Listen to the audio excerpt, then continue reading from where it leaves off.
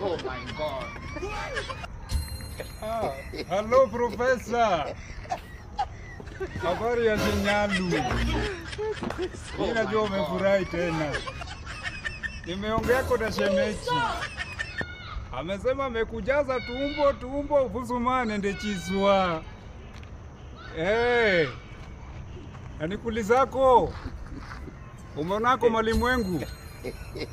Huyo ni mtu pumbafu kabisa huyo jamani, Jengles. Oh my God. Juzi ameniletea kwa mrembo, yani kipusa. Anasema hako ni mtoto ya tajiri yake afanyamu hapo Kapisiagi. Sisi nikaamua kupeleka mrembo marathoni.